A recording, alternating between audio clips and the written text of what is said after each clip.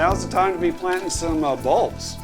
Bulbs for the spring surprise, the stuff we forget about, and then all of a sudden, oh yeah, I remember planting those. Or, we come to the springtime once they start emerging and say, man, I wished I'd have planted bulbs. Right. I wished I'd have put some in the ground. My wife every year, why don't we plant some of these? Right. But lots of different types of bulbs that we put in the ground this time of year. Tulips are, comes to mind.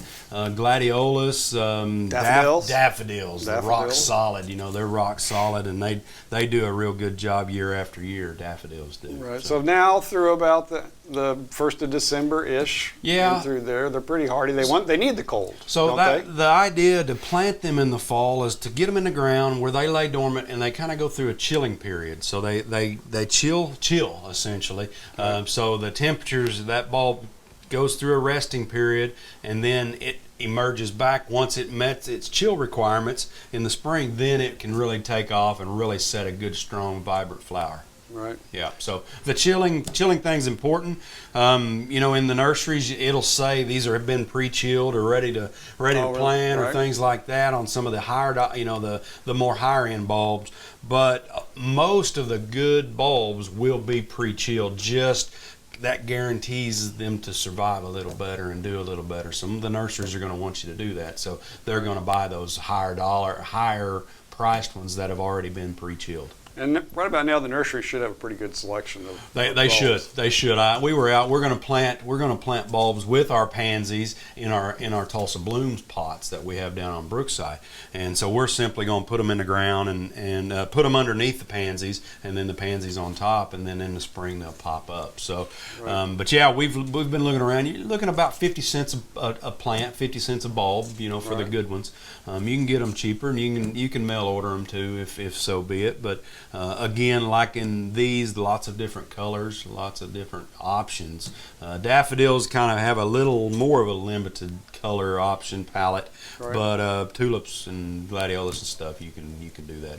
You can find quite a few different ones. I experimented with some gladiola bulbs a few years ago. I'm not expecting much, and I kind of forgot about them. And then they came up, and it's like, well, that's pretty, but they'll never bloom. And then all of a sudden, boom! And it was just beautiful to have in the spring. But the key to bulbs is planting depth. Yep, right? yep. So on planting depth, about 2 to 3 times the height of the bulb. So the bulb is probably an inch high, so you may want to plant them about twice the depth of how that bulb is essential. So you don't want to get them too far down, and you don't want to keep them up.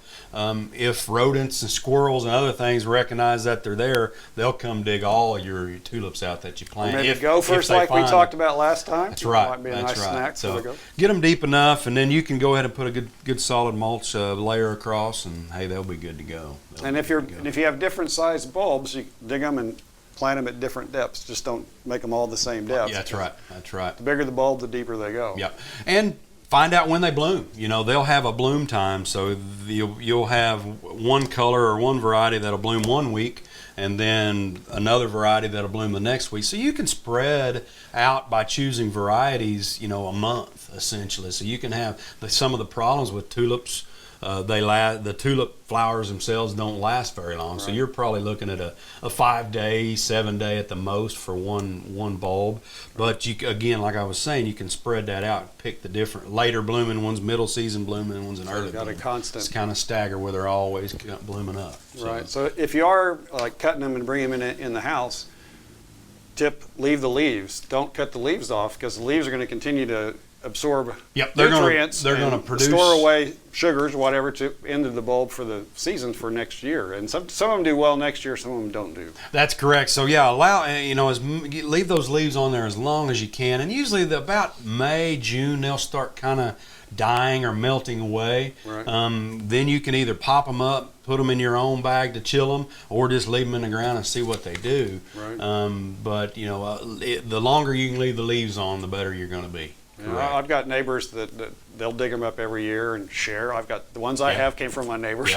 And share every year, et cetera, et cetera. Daffodils especially. Daffodils and those painted ladies. Okay. Okay. Right. Naked ladies. Naked ladies. Naked ladies. I was trying not to say it. I was thinking it's not that. It's not painted ladies, it's but it's really surprise lilies. Surprise lilies. Yeah. Those do pretty well year after year. They do, and they're pretty tough. You know they're tough if they'll just come up in the middle of your yard and survive year after year. So you put them in a flower bed, and they'll pop up, and they'll do good. They'll look pretty good and do quite well for us. So a lot of options. Again, like on the pansies, fertilizers, you don't necessarily have to put fish meal in the bottom of the hole when you plant your bulbs or things. You know, kind of those urban ledges. It's not quite that depth, but you know nitrogen is still king on fertilizer. Right. That's our food. And you know, phosphorus and potassium, usually there's enough in the soil, so we don't usually have to add more.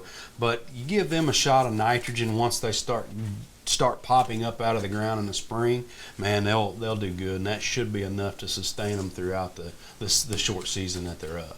But hit them with fertilizer in the spring, and should be good to go.